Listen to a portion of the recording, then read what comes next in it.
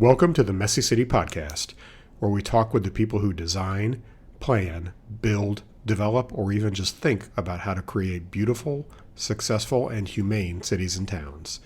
Let's learn from each other and create places we truly care about.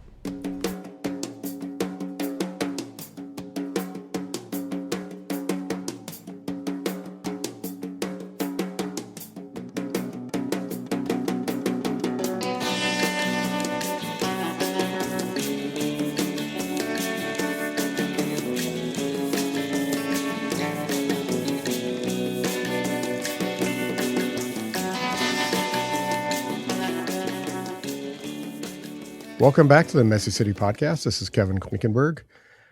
Been in a bit of a podcast funk lately with just too much work happening and a lot of World Cup preparation in my day-to-day life. So I was really glad when my friend Eric Kronberg reached out and wanted to talk about housing choices and his housing choice catalog. So I'm delighted to have Eric on the show again. Eric, how's Hot Atlanta? It's getting hot. Summer's here, and it was wonderful to be at Build Maine last week. I bet. Maine is gorgeous in the summer, and it's great to be at another conference. Looking at how to make cities better and wonderful places, and amazing people, great weather, and it's warm in Atlanta. Yeah, I know. It's not even officially summer here yet, but the full heat and humidity has kicked in. Yeah, absolutely. I'm a bike rider, so I'm like, yep, it's here we go. Yeah. Well, hey, the bike keeps you moving, and you create a little breeze, and that's not so bad. Well, and honestly, I'm an e-bike rider, just for full disclosure. Hey, So me the too. e-bike gives you more breeze than effort. So That's yes, 100% right. Yeah, there's no shame in that. So yeah, absolutely. I love it. Well, I had a chance to look at the housing choice catalog that you all created. One of the things, Eric, for those of you who don't know Eric or who are new to him, I've had him on before. Eric has a terrific firm in Atlanta that does architecture, urban design, and development. And I have long thought produces some of the best graphic work that really explains complex ideas in a really clear fashion. And he's created the firm's created this housing choice catalog, or actually, I guess it's an update of it. Is that right? Yeah. Yep. So talk a little bit about like what this catalog is and why. What was the impetus for you all to produce this? Because obviously, this is beyond just like billable time for you all. Yeah. Don't remind me. But it's funny. Like I remember the last one on the podcast. You asked folks for their origin story or backstory and how they come to this, and I was like, there's actually a really good origin story for the catalog that's worth sharing. And so much of this is directly and deeply informed from Incremental Development Alliance, IncDev, and I was invited and really grateful to participate in one of IncDev's very first kind of intensive design charrettes. And this was in Chattanooga. Lyndhurst Foundation, who's amazing, helps fund amazing stuff in that city, was trying to figure out how to do better missing middle. Like they knew that was a thing. This was in 2015, and they wanted to solve this problem. So they, contracted with IncDev to come in and help try to fix this. And so IncDev put together this really great toolkit for Chattanooga, looking at different kinds of infill strategies from duplexes up to 3-story walk-ups, but also at the scale of a single lot, double lot, triple lot. And it was a really great catalog. The shortfall with it, honestly, was there wasn't enough money for graphics, so I did them really quickly and I did them really poorly, like generally speaking. And the catalog's great. We share it. We have a link in Dropbox. We always hand it out. It's a wonderful doc. But the graphics just eat at me because they were mine and they were bad.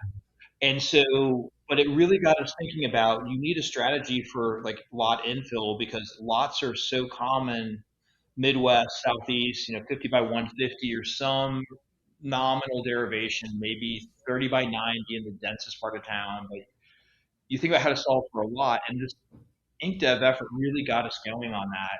And over the years, we continued to work with Lyndhurst Foundation and Chattanooga Neighborhood Enterprise, getting to do some of these buildings, right? To actually do construction docs, to see them built, refine them, and help work with nonprofits in Atlanta.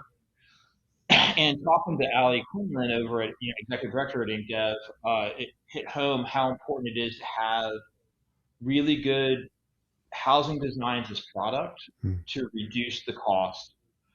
Because teaching with InkDev, I knew that no small developer in Memphis or Topeka could ever afford to hire us for custom design, Right. ever, right? Right. Like there's no math that maths for that. Right. And so we spent the last 6 years thinking about the small format housing we need for residential code versus IBC, gathering and refining to be really intentional about having products to sell. Like we do really good urban design, but we know the products we're using, they are products, but we needed to clearly express what these products are to share for folks. And so we put a catalog together 4 years ago as a first pass incrementally, and we've had 4 rounds of updates. And this last time, we were able to snag an amazing recent grad from Georgia Tech. She did basically graphic design undergrad and just finished her master's in architecture. Um, and she needed a job, and she was beyond talented. So we threw the problem at her and said, like, let's go big. So the latest version is really like 7 months of a lot of one person's time and other people's time as well. So I do not want to add up the billable hours, right? Like, Yeah. Yeah. anyway, so that's where it came from. Cool. And Cool. sorry. Well, I mean, I'll just say after looking through it, it is an exhaustive work.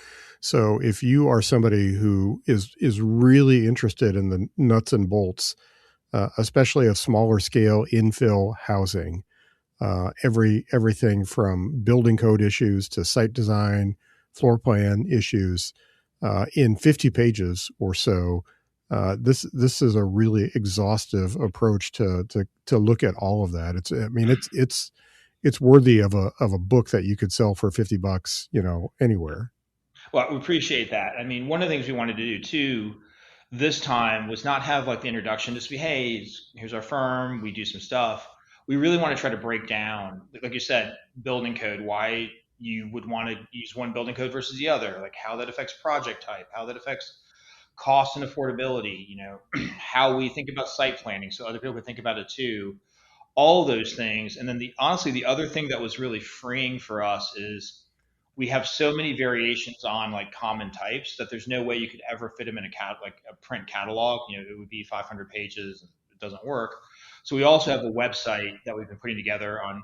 So it's on Shopify. We're not selling plans yet, but it's a really phenomenal way to sort. Right? You want to see one bed, you want to see three beds, you want to see this, you want to see that, and it really freed us up from trying to figure out what we put in or not, so we could kind of put in the core themes in the book and have a website to take the pressure off and have just more content. You want Yeah. to see corner porch, side porch, front porch. It's all there. So one of the things that I love about this, Eric, and I think that there's a couple areas of interest that you and I really share. One is that this is not like a theoretical document. This is born out of real experience working in very common American urban patterns, very traditional lot and neighborhood patterns, all over the country, but really, especially the pre-World War II patterns. And then also sort of, house types, generally speaking, that speak to that language as well. So, I mean, this is something that's not sort of cooked up in a lab as a theoretical way to look at cities. It's actually, this is real stuff that you can do in most city or town in the country. Yeah, one of the things that a good like origin story with this book was in that first round in Chattanooga. We were taking sketch, quick sketch schematic, duplex plans and fourplex plans and stuff like that. And we were, John Anderson, Jim Kuman, Eric Brown was there. We were running, and Bruce Toller, rest his soul, like running performance on these projects, right? On the building, and what we saw repeatedly is it's really easy to do a 2 bed and a duplex that's 1,100 square feet, right? A lot of space. That's a really nice unit. A lot of ways to make that really nice. That didn't work anywhere in Chattanooga 10 years ago. In transitioning neighborhoods, the cost was way too high for the rent. And you realized you needed an 850 to 900 square foot 2 bed. Like that's just the math to make it work. And when you set that as a constraint, your choices are a lot less. There's just a lot less choices. You have to really hone in on what matters. And it's a really tough game of trade-offs. Yeah. And so when you say it's not theoretical at all, like it's this math based. And we've been talking with folks, it's performa driven to get you the best outcomes possible. And it's why like they're just really simple boxes with good windows and good porches, simple roofs, and the most efficient floor plans we can do. Yeah. And you've, been in this game obviously now for a while, and we've talked about this before, but what would you say are some of the things that you've learned in the last 5 or 6 years, or evolution of where you started in terms of thinking about smaller scale housing like this? Oh man, thank you. That's a great question. So we just came back yesterday evening from Southwest Virginia, helping arrange a small town to think about housing strategy. I mean, this is hard, right? You've got mountains and river bends where the towns are. Land is scarce. Challenges are hard. Labor scarce. Like everything has to be dialed in. And what we explain to them is we love three-story walk-ups. We love missing middle. Those are sexy. We only tend to do those with nonprofits that have really cheap land access through municipal partnerships and really good local philanthropic support because that math doesn't math in most cities. And so when we're in a small town in Virginia, we're like, you need to allow a lot of small cottages, maybe two family. So this is zoning. This is really small minimum lot size. Hmm. This is multiple units per lot, all residential code that the locals can build, right? And that's no knock on locals. It's just that you don't have any commercial contractors to build a three-story commercial building. You have guys that can build a duplex. Yeah. It needs to be a really small, efficient duplex. And that site that you next to Main Street that has a parking lot on it now that nobody uses, we can fit 7 duplexes there, right? That's 14 units of housing. That's gonna be small and attainable. So to me, we really it hit home. John Zana from Memphis, phenomenal head of infrastructure and development, great white paper. We got to help him proofread on all the challenges, missing middle that Andre Jones faced, and how John and Andre tried to work through that. It really lays out how hard IBC is. Yeah. Fourplex is up, and Andre really experienced so many of those pain points directly. John and I were talking. It's subdivision ordinance and lot size are critical to unlock alternatives. And so it becomes a question of that policy to get to the housing. Our point is you don't go to your rich, neighborhood and say we're going to cut your lot size into, tiny pieces, but that usually that area right around Main Street, behind your Main Street or your neighborhood center in a larger city, maybe some light industrial or just some parking lots. It's kind of commercial. It's kind of not. Maybe not a whole bunch of neighborhood organization protection concern, like that's where you can get the housing going. And ideally, it's close to Main Street, right? Or your neighborhood center. So there's, pizza and ice cream and stuff. And you Yeah. have customers building it in. So urbanism matters, where it goes matters, how you incrementally start legalizing the housing and not get voted out of office matters. All these things matter. But small format, two family, or maybe townhome, but probably two family is super powerful. And that could be or single family for sale or for rent. Like those, that's the product type, that's the building code type that really matters. Yeah. I mean, I want to ask you like a weedsy kind of question here, but curious what you're seeing in a lot of markets with receptions to townhomes with the single family attached versus say like a two family detached. I can use Chattanooga as a good example, I think.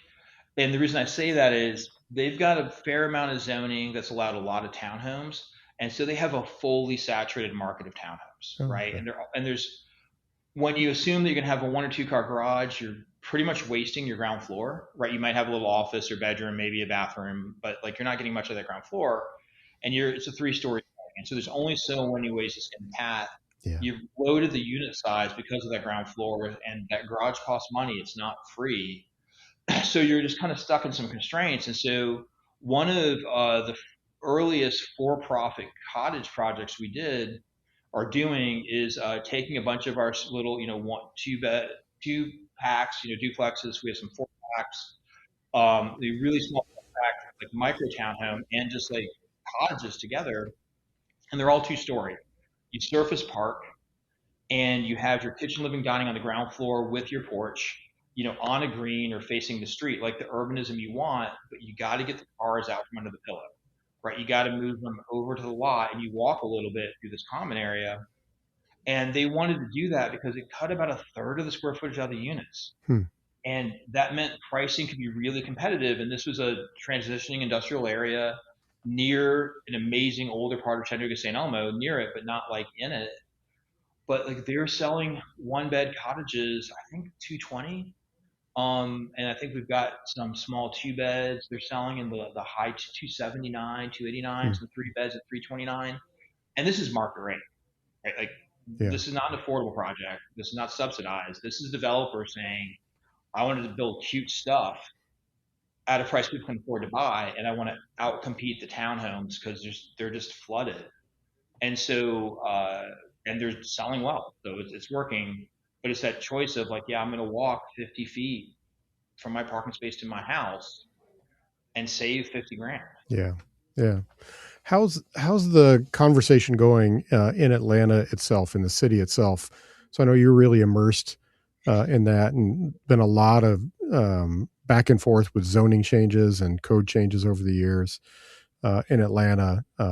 So how are you seeing, like, what's new in that regard relative to the city? Well, I can dream back to days gone by. And honestly, when Tim Keene was our head of housing, a couple of really amazing things happened. They commissioned a diagnostic study of our zoning and laid out all the problems, laid them bare for everybody to see. And they had this great approach of like, these are so deep and so long, it's going to take a decade plus. And that was 2015. They did that. I'm 2026 Mm. now. They said, we can't wait to fix all of these in one fell swoop. Let's just start chipping away with a round of some quick fixes. And they did two quick rounds of quick fixes that some were banal and intend to bore you. Like now it's legal to put a HVAC condenser in your side yard. It was illegal before because they were too tall. I mean, Mm. like, but also they eliminated parking for half the city in the second round because people thought it was just like technical minutia. They tried to go really big on the third round in COVID and it just blew up. You know, just all kinds of blowback. Crime was spiking. Buckhead or Rich White's area really freaked out about land use changes that wouldn't affect them. And so it created this really rough environment. We got a lot of stuff done before that. Tim went to Boise, did amazing stuff in Boise, he's hopped a few places. Nothing's happened since. Hmm. We're doing a big zoning rewrite. I post on LinkedIn all the time the challenges with it. It really hits home that you need a leader, you know, mayor, city manager, somebody to really push this forward and explain it to the citizens. And gratefully, our mayor has been a co-chair of the National Emergency Housing Task Force, putting out amazing zoning policy to the country of best practices, but he doesn't talk a word about it here in Atlanta, Hmm. right? And so he's being called to account a lot of organizations, like you're saying, nationally, these are things that every city should do. Why aren't we talking? Yeah. And so tide's turning some, but without an elected official leading on like setting expectations for citizens, why this matters, how this matters. It's really hard, and it really hits home for me how hard a city zoning change is. Yeah. Right, we're huge fans of like let's target some overlays, let's do some districts. It's not nearly as impactful, but you can get going tomorrow. And when you see the way the quick fixes really worked in Atlanta, it's like yes, don't try to swing for a homer, man. Let's hit some singles, Yeah. singles, and get there. How would you assess the impact of the parking changes that happened in that era? I mean, it was huge. Like it's we don't talk about parking reform that much as a firm because that's not a common pain point for us. Like I go hang with Tony Jordan, Parking Reform Network. I'm like, oh my god, yeah, we go to the places. Like this is still a huge blow, but you know, examples that Atlanta's done, it was really just an incremental thing with parking. They policy all parking next to your site counts towards your off street. That encourages developers to put more on street parking on like, and pay for it. Like that's amazing. Uh, the other one that we love is Atlanta has a rightful, um, you know, story of tearing everything down, right? You know, Sherman burned it down, then we tore the rest down in the 60s, you know, of our town.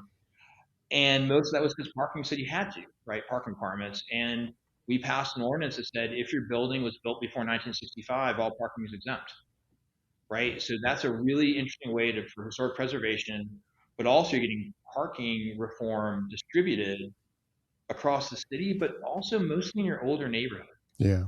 right? Not in new suburban drive only places because they don't have buildings they have less buildings that old. I don't want to say they don't have many.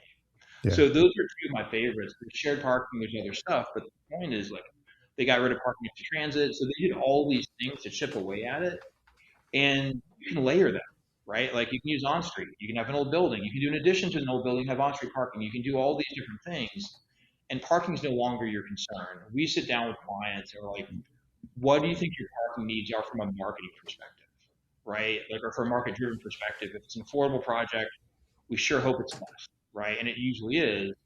Let's figure out what your true needs are because zoning doesn't matter. And it's a more important, I think, a more useful conversation. And have you have had the opportunity to work with people or do projects where you've seeing those results on the ground, some positive results? Every day, Yeah. every day. Like you know, we one project I'm thinking of, we helped a nonprofit build had a very legacy commercial lot, but it's a 30 by 90 lot on a corner.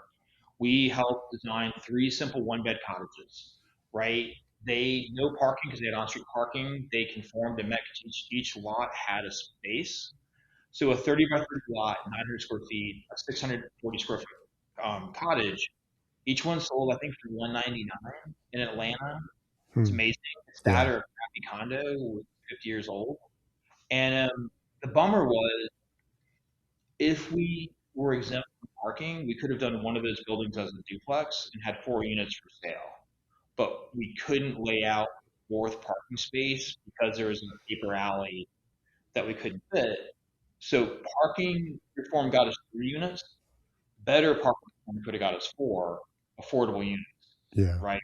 But that translates across all our projects. We've got a lot of districts now where there's just less parking baked in. So we just did an amazing 32 unit, 3-story walk up missing middle project for a nonprofit with some commercial retail, 16 parking spaces, right? And that calibrates to the affordability. It's 30 to 80% of AMI without tech Wow. because of the parking. Yeah.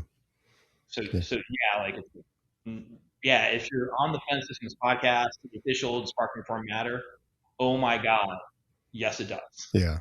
Yeah. Yeah. We were just fortunate last year to get a minimum parking requirements all wiped away in the core part of the city.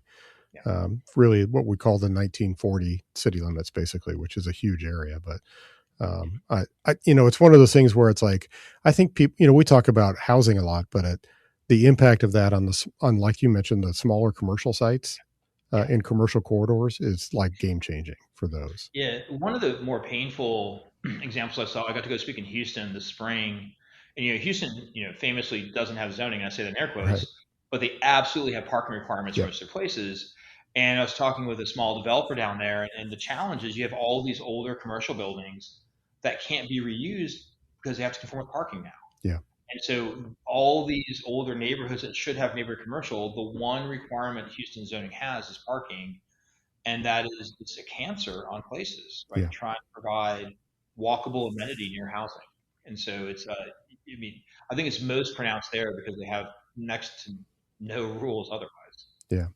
So I know another big issue in the book and a really big pet issue of yours is this whole distinction between IBC and IRC from a building code standpoint. And are you seeing there's been a lot of progress on that in places all over the country, some at the state level, some at the city level.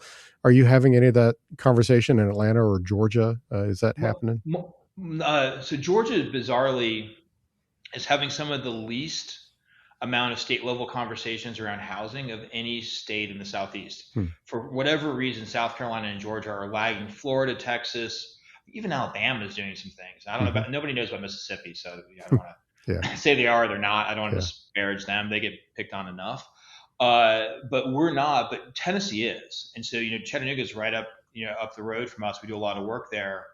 One of the more interesting things I've talked to folks about is we've done a lot of fourplexes for nonprofits. It never makes sense to do a single fourplex. There's no project that works on a single lot, just it's too complex. But it doesn't get more sensible to do like four fourplexes together if that fits the pattern because you get some efficiency and a project and yield. And so we've had a lot of fourplexes built up there. We have costs from different contractors. And one of the contractors is also a developer, and he was looking at now that state of Tennessee allows cities to put fourplexes under IRC if they want. The catch is all unit separations have to be 2-hour rated, Mm. which also means all load bearing walls supporting 2-hour floor ceilings also have to be 2-hour rated. So you're putting in an amazing amount of sheetrock, Yeah. right? An amazing amount of sheetrock to do that.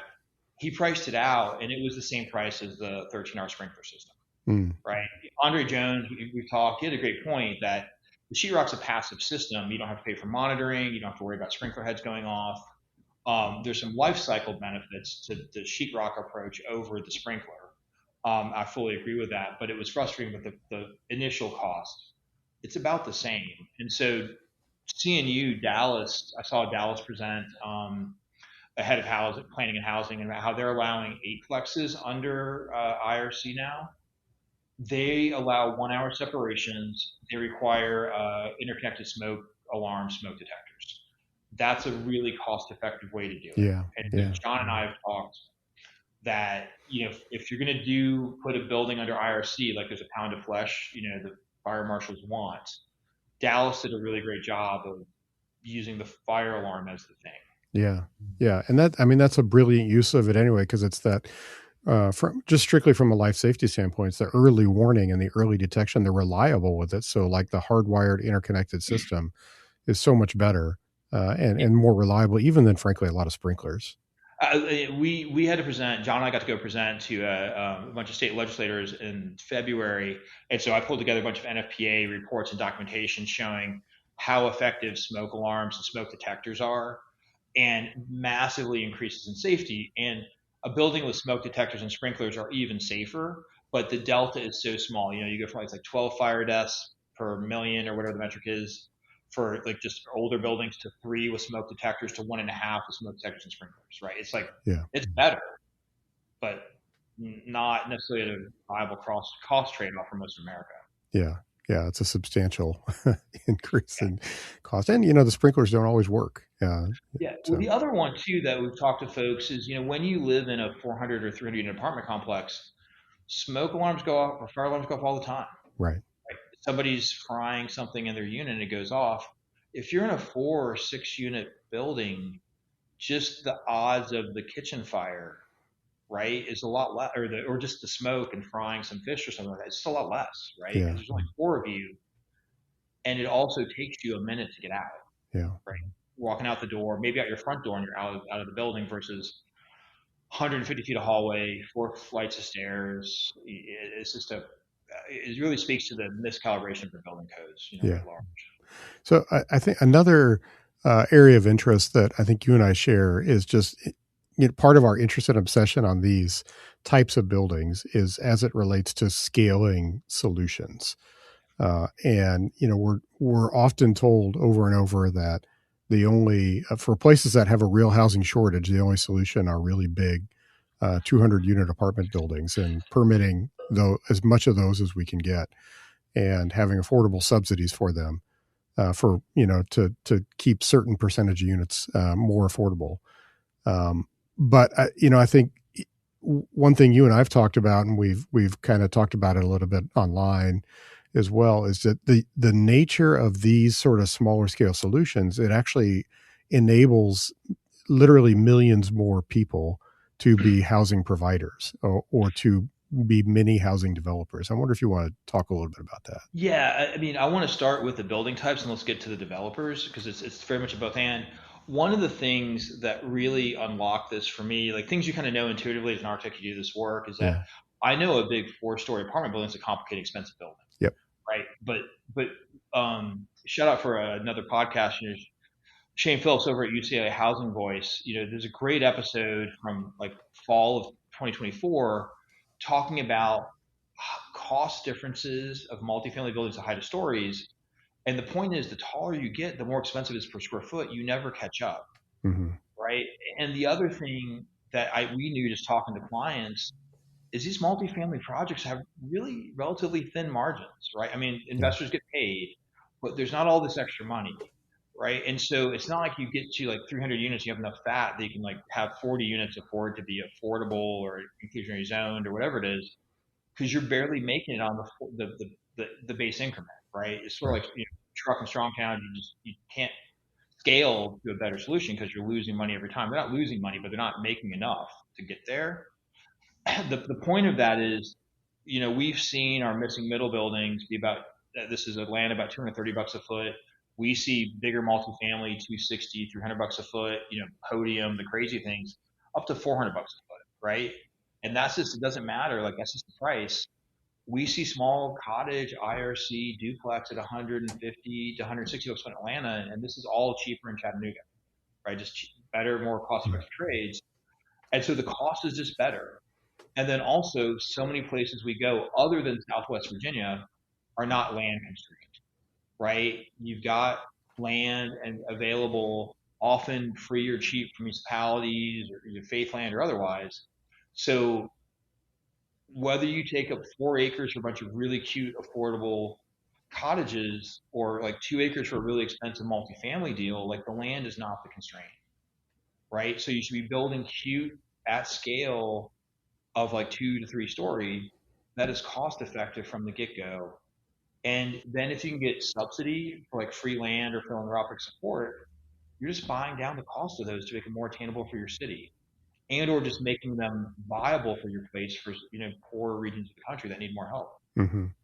Well, and there's also the time factor, which impacts scale, cost, and everything as well. So, like you mentioned, the larger, let's say, a typical 5/1, which happens everywhere. From conception to opening the doors, you're 3 to 4 years pretty Okay. often, if not longer. I mean, in faster markets, it's maybe 3 years. In slower markets, that might be 6 or 7 years. Who knows? Well, and Uh, 2 years to entitle to get yeah, approvals, and then I think 2 years to get approvals, and then everything you're saying to try to like yeah, build the sucker. So, yeah. Whereas the smaller scale, the incremental stuff, it's such an easy construction type, and there are so many more people who can do it, and so yeah, many more opportunities that you can literally conceive and build and have a project done in a year. yeah. I mean, just one of the stories I heard. Was talking to an electrician recently that really warmed my heart is had a rental property, have an old ADU that was just, I can't believe my friend lived there for so long. I was like, oh my God, Kathy, we need to get you out, move you to the other unit. I need to tear this down and build a new one. So we built one of those cute little one bed cottages from our catalog. And I mean, the builder's a friend. He does a ton of construction for the nonprofits and is a favor. He's going to build it for me, not in like the regular part of town for him. But I was over there and the electricians were pulling wire and I was just saying hi. And like, oh my God, this azalea, which is the name of the avocado. We love it. We've got like 20 of these. We know exactly what it is. We just, the contractor calls. We just give them the bid. We don't have to look at it. We know exactly how the panel goes, the wire goes. It's a day and a half to wire the whole house. And it's like mm, they make money. The price is good, in and out. Everybody wins, yeah, right? And like they're just a regular electrician, right? They're not like the right. big commercial guys. And I mean, they were smiling while they were working. Like, yeah, this is the stuff we love. It's easy and impactful and profitable, Yeah. right? And I think that's, kind of the beauty of this that we don't often talk about. You're basically working within the framework of the American home building system as it exists, and imperfect or whatever, however we want to describe it. It actually is a remarkable machine for producing smaller wood frame buildings. And if you can take that machine and just kind of tweak it a little bit so you can have these other types, the Yeah. ability to scale that solution is pretty incredible. Yeah, and again, I think you marry it with some kind of semi-rational land use reform, right? That Right. really helps unlock because Right. there's no reason to build a 600 square foot cottage on a quarter acre lot if that's your minimum lot size, right? That's Right. that's that's a land use problem. But the other thing that folks working with us realize is like they know their build cost for a chickadee, for an azalea, for a great, like they know exactly what it is. So like we can do a quick site plan for them, and they have their whole pro forma like very shortly thereafter, right? Because they know what these things are. The contractors know it, they know it. And so getting to certainty on project viability is exceedingly rapid, right? And you can reduce it really quickly to what you can pay for land, right? And so you can know what the yields in land and just you want to get housing going, you need this level of tool product certainty to deliver. Yeah. So another thing in your catalog is you talk a lot about sort of mismatch in housing supply versus demand. because this is a real factor in why why people may or may not be interested in this as well. Just thinking more broadly about the topic of like housing supply demand mismatch. I wonder if you could talk about some of the ways that you see that. Yeah, so we always want to harken back. So AARP did a great study, exhibit. I think it was Making Room, and there's a great report from 2018. It's always worth looking at. We took their analysis and put our touch on the graphics, but are constantly pulling from census data new information to keep it up to date for current years. But the bottom line is, at now almost a third of households are singles living alone, and it's about 30%, and then about another 30% are two-person households, right? Maybe a couple, maybe roommates, but probably a couple. And so almost 60% of households are probably sharing a bedroom, right? And when you think about the typical production system American housing, 3, 4, 5 bedroom homes, they are huge, right? The other stat we love is from ARP. In the 1950s, the average house was just a little bit less than 1,000 square feet, and it had like 3.8, 4 people in it, right? That's like 290 square feet per person. Like, that's cost effective. That's space efficient. Today, housing is 2,500, 2,600 square feet with 2.5 people, right? That's 1,000 square feet per person. And so, like, everybody's like, I don't know why we have a housing crisis. Why is housing so expensive? I'm like, it's supersized. We were joking. One of the graphics we're going to work on is like somebody said, supersized housing. Like, do you want a fry and a shake with that house, your garage, and 2 cars you have to have to drive everywhere? Like, it's all too big and too expensive, and in the wrong places. Yeah. And so when you start to think about the demographics of like housing choices, you start to realize, and I evangelize all the time about how important 1 bedroom cottages are. Like, they're not the only thing, but anytime we're doing a project, we're always trying to get a couple of those in to prove the market. And in Atlanta, we're not every market, but we've probably had 7 or 8 or 9 of these in different forms and fashions in the past 2 or 3 years.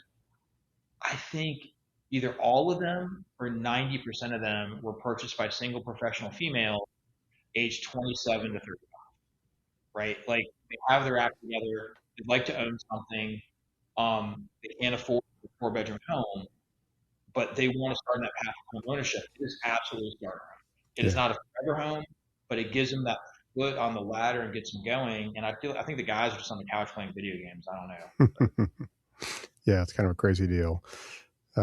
We've seen a lot of the same thing here too. I like one of the things I've got a friend who really is focused on is just like nurses in their 30s, and they've got some money, got a great steady job, Yep. probably often want to own something, but not necessarily owning a 4 bedroom house. Yep. So huge market opportunity there. Yeah, we talk about that all the time. And then we also talk about, we also get work from home, like having a second bedroom is a big deal, right? That Yeah. matters a ton. Yep. But, having a really tight, compact 2 bed is also a really important product. There's not much of that in the market out there, right? And everybody would love a 3 or 4 bed, and we have compact 3 beds, but like, you need to hit different price points and give people different choices. The other one with this that really hit home the other day is the National Association of Realtors was talking that the I think this year's most desired feature from the interviewed potential buyers or future buyers for housing: stability. Hmm. It's not a garage. It's not a pool. It's like having housing stability, being locked in and knowing that you're secure in your housing, mortgage, or whatever. Providing these smaller units gives a lot more people access to that stability, Yeah. right? That's people are willing to make trade-offs, you know, for stability. We want to offer housing types that give them that chance. Yeah. Well, and then the other aspect of the housing mismatch has to do with, the supply of housing that's in walkable places. And, this is something we don't talk about as much because it's beyond sort of the technical aspect of delivering housing. And it's more of a community-wide urban planning issue. But there's been a massive shift in the demand interest for walkable places. And that's an enormous part of why the prices have gone up in a lot of those, anything that's reasonably functional. Yeah, and I had a great conversation. I was teaching Franklin Mall Development Alliance in Tulsa, and a guy came up and just asking about, because in Dev we teach about the place, the walkability, the size. All these are kind of baked into the content. And he's like, so all this big, pick on a Lennar or Pulte or ever building all these tract homes out in the countryside, like they're far away, they're drive only, and they're too big.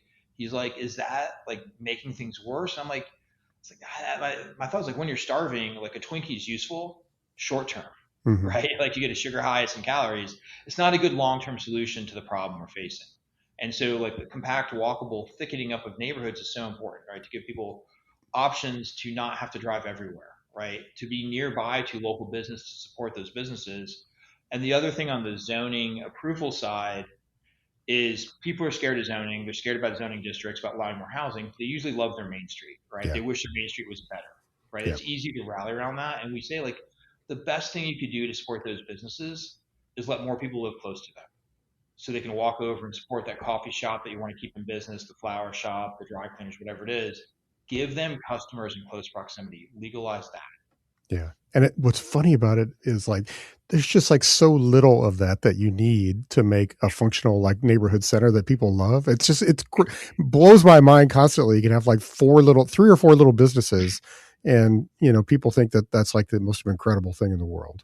Well, I mean, it's so scarce, and we haven't had it for so long, right? I mean, we one of the jokes that of staffs let me do with our zoning presentations is we talk about compact housing and ADUs and lot splits and stuff, but we say if you really want this stuff to be valuable, you need to put it next to that neighborhood center, and there's some really important businesses that you want to promote, and it's pizza, beer, ice cream, donuts, and coffee. Homer Simpson's favorite things, right?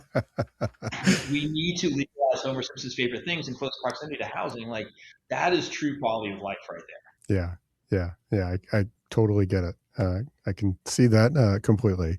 So, one thing, last thing I really wanted to ask you about was, you're also unique among a lot of architects and professionals that you have actively pursued and participated in development projects. From that side of the table, what's new in that world for you? Is it something you're going to keep doing? Do you have projects that you're looking at or doing now?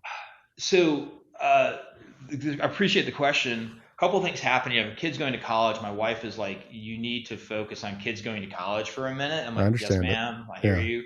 But the other thing right now is it's so hard to do anything in Atlanta with our current zoning, right? The zoning in Atlanta is currently is hyper functional at keeping housing scarce and keeping housing expensive.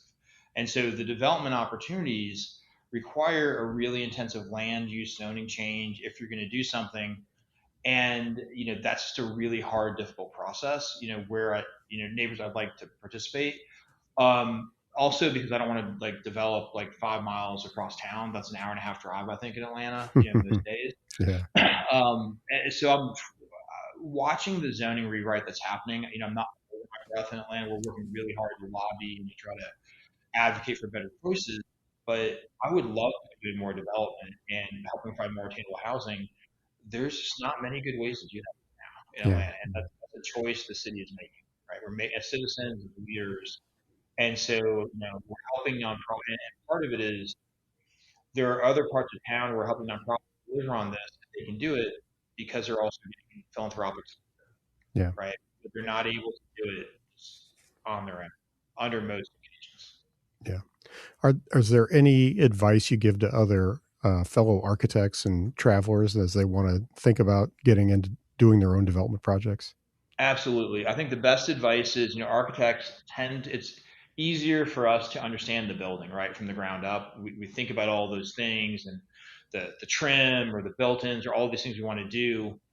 It's the infrastructure and all the stuff underground that'll eat your lunch, right? It's like that stuff is so expensive, and you've got to really understand those costs, and that's different and that's harder because you can't. Those costs can be huge, right? You need Yeah, new sewer connections, water, stormwater requirements chip in if your municipality requires that, and so usually it's not the building exactly that's the go no go. It's all the infrastructure. And then you find out if you got to do all this, you need 4 units of housing, not one, to pay for the underground stuff, and you're only allowed to build one or one and a half with an ADUs and you can't sell the ADUs, so like you're kind of stuck. So build small, try to build more units, have that be legal, be hyper focused on infrastructure. And so the other way to take that is anytime you have land that you're allowed to park on street, like the neighborhood context is right, and you don't even have to bring a driveway onto the property. More of the land is going to house humans instead of cars, really pushes down the infrastructure cost, right? And if you've got a bigger lot, it's going to be a private drive around the back, and the fire department's out 20 feet. You got a turnaround T and this and that. God forbid there's a fire hydrant. It's like, I mean, you're just nowadays, it's $1 million. You make an eye, like, oh my God, that's running 4 houses. Yeah. So it's infrastructure. Yeah. Yeah. I feel that very deeply from my own personal experience as well. I mean, like I said, when you do your own development, like those are the scars and the gut punches you Yeah. get that you remember. It's like Oh God. infrastructure is Yeah. really expensive. Like you, whatever you think it's going to cost for your first project, probably triple it, right? Because like, Yeah. and then maybe you're close Yeah. because it's going to shock you and it's going to hurt. Yeah. And then if it's not triple, then you'll be happy. So Yeah.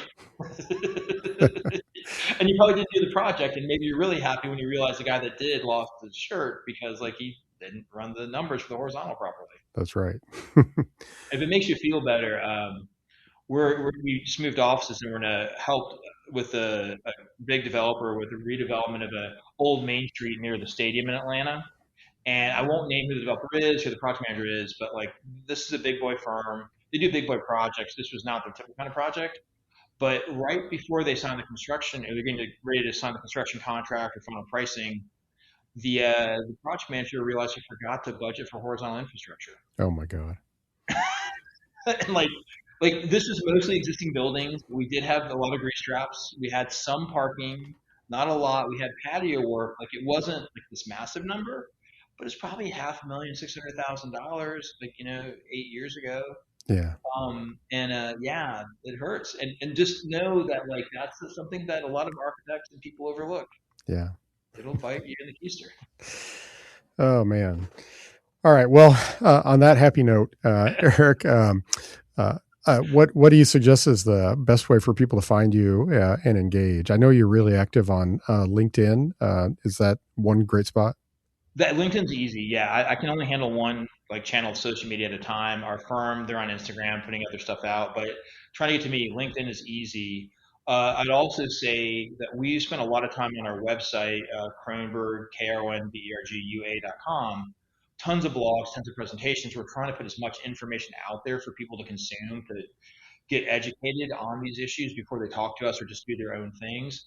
And so, the catalog we're talking about, there's a download. You can buy a copy of it there, but we also have the Shopify site free to link to go browse and look at stuff. A lot of the content is in the different blog posts of the building codes versus zoning versus things. So like all that information is pushing it out as much as possible to have people have a better perspective on how to approach these problems. So, but you want to find me, LinkedIn is easy.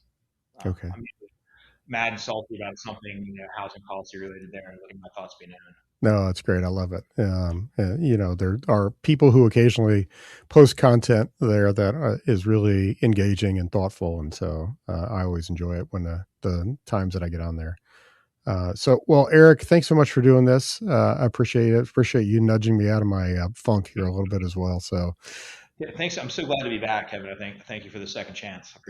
no, it's great. So have a great summer, and hope you guys you're a World Cup host city too, aren't you? We're a host city. Yeah, Yep. we just finished up an amazing Main Street kind of project in downtown Atlanta that they're getting restaurants open like today. Awesome. Right. Yeah. And we have a first game, I think is like next Thursday maybe, or maybe I have one this week too. But, yeah, I think as we're recording this, today is the first actual game in Mexico City.